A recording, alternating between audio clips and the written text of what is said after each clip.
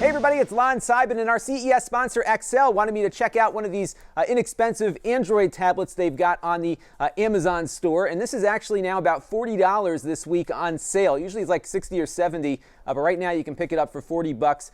This is basic transportation, so as you're watching this, remember we're talking about a $40 tablet, so it's not going to have all of the features you're going to have in a $200 tablet, but it is certainly usable, especially if you know what you're getting into. So let's check out the hardware. Pretty lightweight. It's got a power plug here. It doesn't come with the power adapter, but you can get one, and then you could charge it and also use USB OTG devices at the same time. It does have an OTG cable here. I believe the Y cable will work with it also, so you could charge it and use USB devices with it simultaneously. You have a headphone microphone jack here, a reset button, and then a little SD card slot here, a micro SD card slot that goes on the bottom. And that's it for ports. It's pretty basic. Again, basic transportation here. You have a rear camera with VGA resolution, so kind of SD resolution. It is capable of capturing frames at 30 frames per second. The front camera also has a similar resolution, but you do get a little flash on there, so you can use that as a flashlight or use it to take pictures too. So pretty cool there. Now the display is not very high resolution. In fact, it's 800 by 480, so it's very low res, but that's really all you need on something this inexpensive.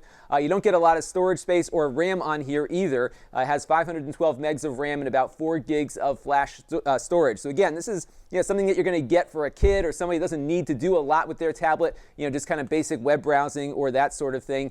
Chrome is, of course, installable on it, and you can get in and use it. The viewing angles on the screen are actually better when you are in landscape mode than when you're in portrait modes here. So I'll show you how this looks here, so you can, of course, flip it around like so. It's got a dual-core processor at 1.5 gigahertz Cortex-A8, I believe, so it is pretty speedy. And what you can do here is just flip it around, and you'll see the viewing angle is better in landscape than it is in portrait mode. So that's one thing to keep in mind. The performance actually isn't bad, and what's interesting is about a year ago, one of the first inexpensive tablets I looked at was from Accel. This is their ProntoTech line, and the quality is a lot better than it was a year ago. So the cost of the components is going down, so they're able to put better components into the device. So, like you see there, you can browse the web. You can do some light emulation. I would say like the limit to what you can do with it is kind of get into the PlayStation 1 era of gaming. So I found that things like the Nintendo 64 emulator really aren't, really can't run fast enough on here. Probably a combination of RAM and processor. You can get the Recast, the Dreamcast emulator to run on it, but it's really slow. So you're not going to get much use out of that. But PlayStation 1 works fine. I would say anything from like the PS1 backwards, not counting the N64, should be able to work just fine when it comes up. And the PlayStation 1 emulator actually works really well on here, so that is pretty good to see. So let's take a look and see how Destruction Derby 2 runs on it. All right, here we are running Destruction Derby 2. This is a PlayStation 1 game being emulated on the device, and as you can see, it runs very fast. So this kind of gives you an idea of kind of the things that you can do with this kind of processor and this kind of RAM. So certainly not going to get you again into the Dreamcast era or the PlayStation 2 era or something like that, but you can do some basic emulation. A lot of the 8 and 16-bit game emulators will work just fine on it. So that is pretty nice to see, again, out of a $40 right now tablet, so not a bad price there. You can also do things like, watch Netflix and do some basic stuff like that as well. So we'll pop into Netflix real quick and maybe pop open a quick movie so you can see how it kind of responds. And it's not bad. I mean, you could certainly get faster stuff out there if you want to pay more, but it's certainly definitely watchable here. So let me scroll through all the stuff here that my daughter's been watching. Maybe we'll use our tried and true Star Trek movie here and just play that real quick and see how that pops up. And I did find it's a pretty decent viewing experience. The battery life on this isn't great, so you're going to get maybe 3 or 4 hours of battery life out of it once it's under load. But if you keep it plugged in while you're watching or something, it should work pretty well. You don't have the ability to use HDMI or any kind of display output on it. It does support mirror casting and that sort of thing if you want to get into that.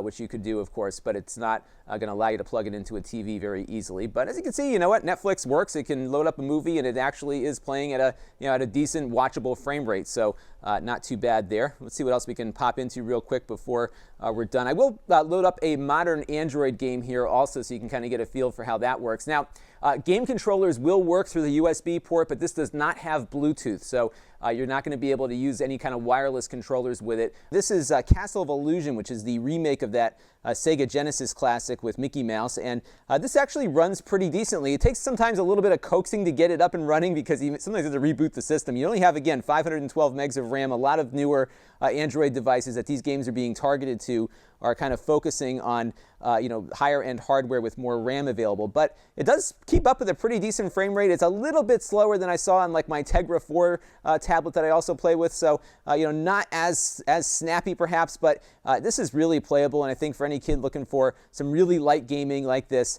it should work fine. And I'm sure some of those other older tablet games will work as pretty well also. Now over time you're probably going to see less modern games work with tablets like this, mainly because they're going to need more RAM and they're demanding more from the devices, but for $40 or $50, this is a really good way to do basic tablet kinds of tasks. You can tap on an article on the New York Times and read it, so you can do a lot of basic web browsing. I actually use these sometimes at work because we do some data entry and we want to be able to do that very quickly via a web browser, and we've got Wi-Fi where we're at, so you can buy a bunch of these. You can buy really 4 of these for the cost of one name brand tablet and get your people working without a lot of aggravation and headaches, because it does web browsing and really some of those lighter Android data entry kinds of apps, and be something you've written custom for your institution or company, will all run really well on this thing because it runs just about every Android app you throw at it that can live within its memory requirements. So really good for that sort of thing. Great for kids that might lose them or whatever. If you lose a $40 or $50 tablet, it's not like losing an iPad or something that costs a lot more. So